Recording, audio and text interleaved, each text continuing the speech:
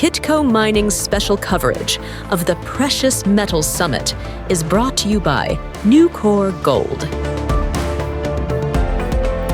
Hello, and now for something completely different, copper in Kazakhstan. I'm Paul Harris for Kitco Mining at the 2024 Precious Metals Summit in Beaver Creek, Colorado. And joining me today to discuss this is Darren Klinck, President of Arras Minerals. Darren, welcome to Kitco. Great to be here.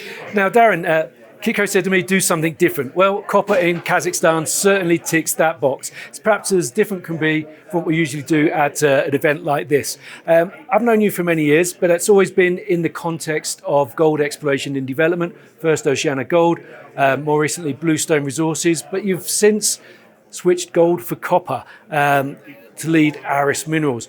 I understand copper, but why Kazakhstan? You know, I have to be very honest, I didn't know much about Kazakhstan 3 years ago. Spent a lot of time around the world, as you mentioned, throughout Australasia, Latin America, and I think like many in North America in particular, it's not something that's right at the top of the radar screen.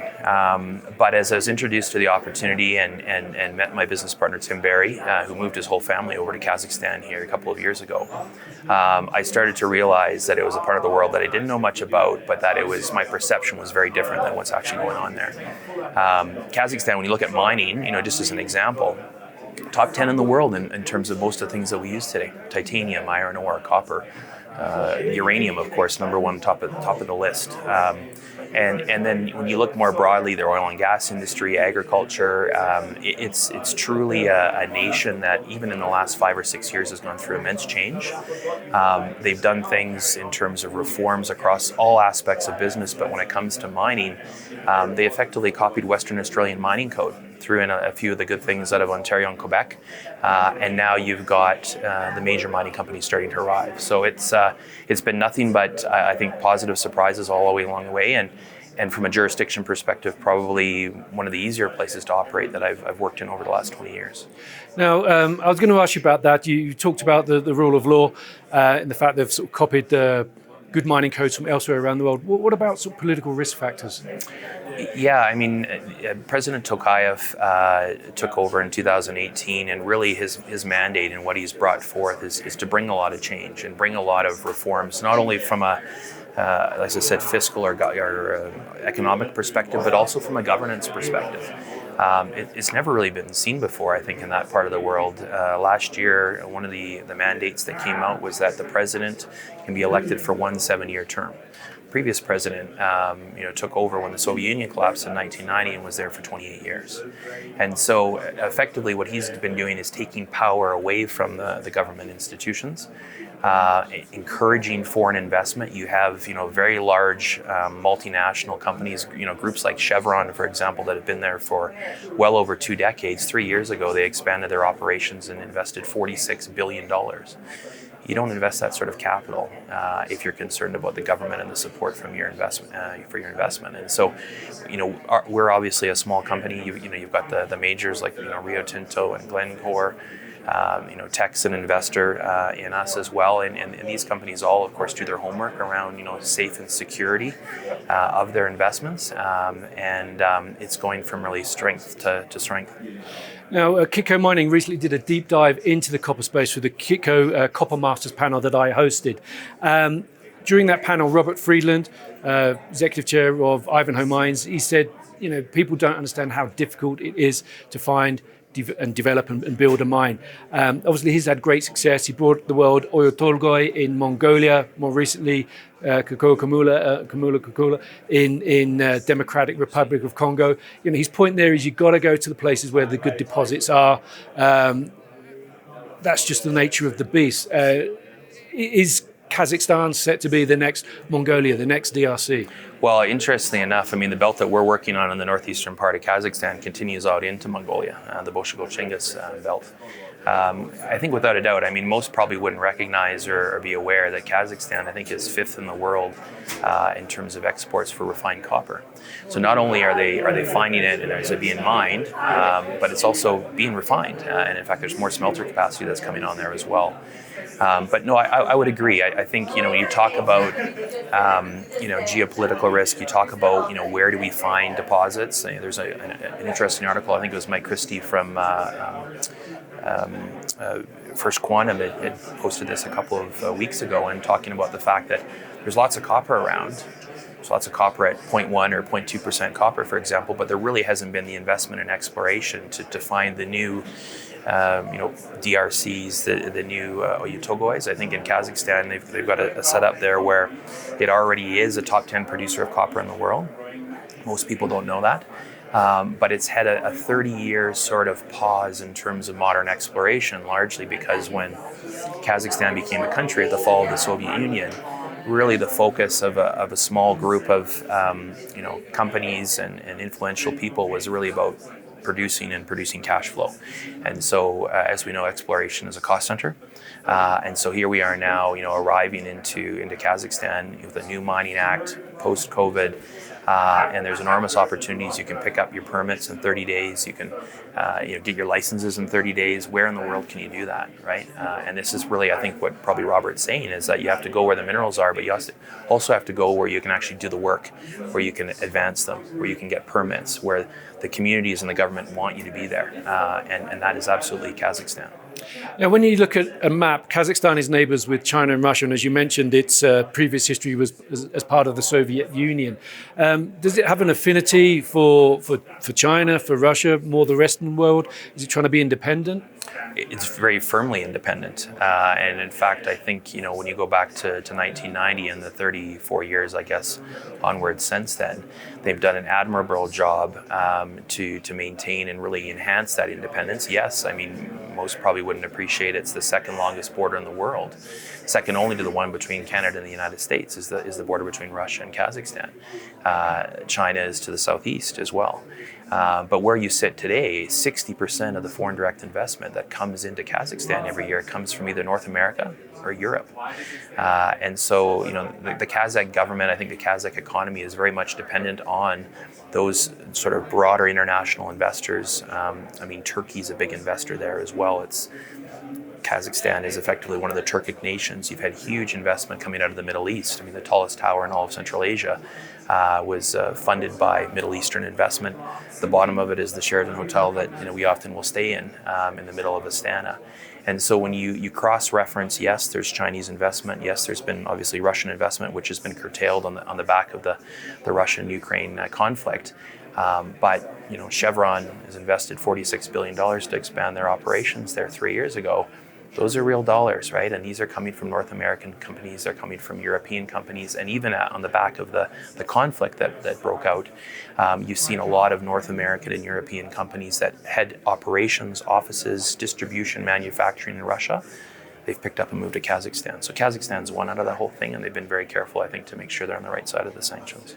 Okay, let's talk a little bit more about Arras specifically. What really gets people's attention, of course, is the drill bit. What work have you been doing and what are some of the results being? So our strategy as we got into the country just over 3 years ago, we entered into the northeastern part in Pavlodar into a belt that was underexplored. And largely on the basis of the fact that, for the most part, you've got between 10 and 40 meters of unconsolidated cover. And this is where the majors are looking today. For the most part, if it sticks out of the ground and looks like the mountain behind us here in Beaver Creek, someone in the last 150 years has gone up, banged a rock, taken a sample, they know what's there. But we've got cover, and that's really kind of masking the geology. And so our strategy as we got in and did an initial an option deal on the Muskoka copper gold porphyry, one of the 3 porphyries that's known in this belt, was then to set aside and really evaluate a lot of the Soviet work that was done in the 60s, 70s, and 80s and build out a land package in this very prospective belt. And we're now sitting as the 3rd largest land package holder in the country focused on copper behind Rio Tinto and Fortescue. And over the last 2.5 years, we've been able to move forward, not only on the regional licenses, but also at Muskoka. We attracted the investment from Teck Resources 2 years ago. They're just under a 10% holder. And then negotiated a strategic alliance with them in December as well. So this year, this summer program, we've got programs across all the licenses, both on the ground that is between Teck and Arras and that strategic alliance, as well as our 100% owned. And the drill is turning now at the Elemis project, which is very exciting. And I think over the next 2 to 3 months, we'll start to see assays coming out of there. Okay, what's your plan for the company over the next 18 months to 3 years? Where do you want to take Arras to? Yeah, well, as an early mover in the country and really putting our foot on a big land package, we're definitely focused on gold, on copper and copper gold. In fact, I mean, in many cases, as you know from dealing with porphyries, you've got gold and copper that come together. For us, it's really about advancing the projects that we've got. We've got drilling that's going on in Elemis. We think we have a very good chance of making a new tier 1 discovery. We have confidentiality agreements with roughly about 80% of the world's largest copper miners and some of the biggest gold miners as well. And so you're seeing these companies that are now over the last 6 to 12 months are starting to get set up. And so for us, it's really about being able to finance and try to do so in a manner where we keep our share structure as tight as possible. And move those projects forward, but then bringing in partners like Teck, and Teck obviously focused on critical minerals, great partner to have, and they're helping us with some of the heavy lifting on about 2/3 of our land package this year and next year, where they're funding the exploration work through to the end of next year, and then at that point, they have the opportunity to select up to 4 projects where they will then start to earn equity. The end of next year, we'll still have 100% equity and everything, and we can't think of too many other places we'd rather be exploring for copper and critical minerals than in Kazakhstan at the moment.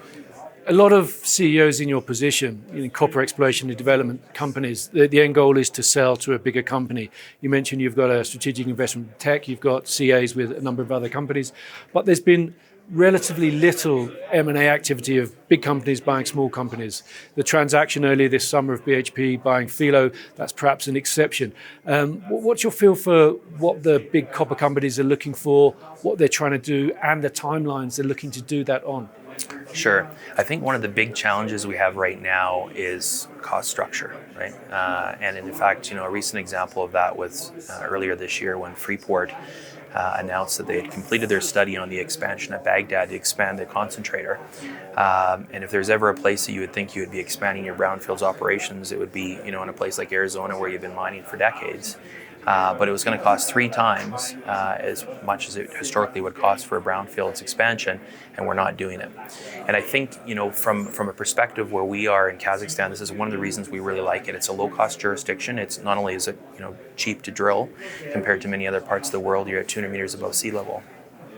But your cost to mine, I think, is some of the lowest in the world. Your cost to build is some of the lowest in the world. And so now you're seeing these larger companies that are struggling to build mines at the top of the Andes, where you have to bring power and infrastructure and everything in, or even in brownfield sites in Western countries, whether it be Canada, the US, Australia, or even places like Chile that are very well developed.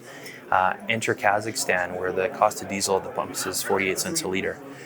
Your power cost to run your mill is 2.5 cents a kilowatt hour. You've got a highly skilled workforce, 99% literacy, but your labor rates are substantially lower than what you would find in places like Chile or Arizona or Australia.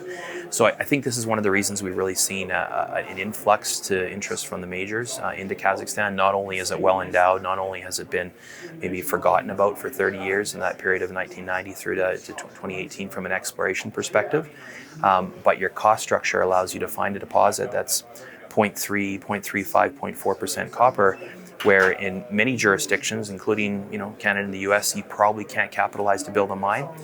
In Kazakhstan, you can print cash with that. I think it's an interesting point you touched on there, that the cost of some of the brownfield expansions that the copper miners are looking at. The part of the answer, near term at least, it seems to be, in terms of supply, adding new supply, is brownfield expansion. That a lot of companies have taken the option of, or looking at the option of supersizing their concentrators. And that obviously comes with a high capital cost. I think 3.5 billion, you said, at Baghdad in Arizona. Investors are sort of still pushing back on that in terms of the capital discipline.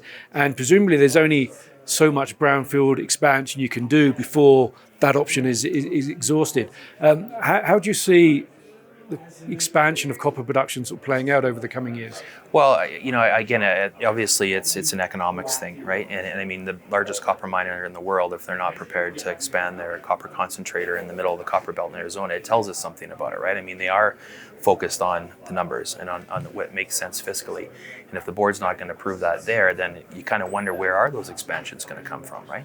and Arizona is not nearly as challenged from an infrastructure perspective as if you're in the top of the Andes in Chile or Peru, right? So I really, or Argentina, absolutely, and so you've got challenges everywhere. There's no doubt. As has been pointed out in the industry, there's lots of copper around that's 0.1 or 0.2%. That's not going to make the day at a $4 copper price. And so I guess one option is we can all sit on our hands and wait for the copper price to go up, right? I mean, maybe it'll happen, maybe it won't, right?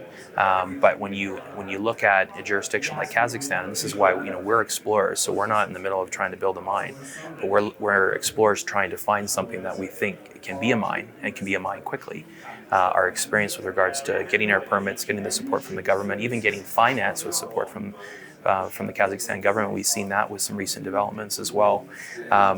Why not go somewhere where there's a cost advantage, and so your threshold to find something that's actually economic is much lower? This is the Kazakhstan cost advantage. So I think at the end of the day, there has to be more copper. I mean, even the big gold companies CEOs are talking about the fact I don't know where the copper is going to come from, but they'll come from porphyries, and they'll come from jurisdictions that are supportive of investment and where there's cost structures that allow you to make money. Okay, Darren, how do you think the rest of the year will play out in the copper space? Yeah, I mean, absolutely. There's always lots of pundits, and we've obviously seen the copper price go up and seen it come back down. I know there's always a lot of focus as well on whether it be the Chinese economy, the North American and European economy as well. It seems to be pretty comfortable on where it's at right now. I mean, companies are making money. But I think for not only this year, but for many years ahead of us, we still have a big challenge as to where copper is going to come from, and where at the end of the day, it's only going to come out of the ground if it's economic. I think we're well positioned in Kazakhstan over the next 5 to 10 years. I think it's going to be one of the busier places in the world for exploration on critical minerals. It's already proving to be a big producer of many of the things that we use today, and we're really happy to be there. Excellent. Well, Darren Klinck, thank you very much for joining us today. Thanks again, Paul. I'm Paul Harris, and this is Kitco Mining. Kitco Mining's special coverage of the Precious Metals Summit is brought to you by Nucor Gold.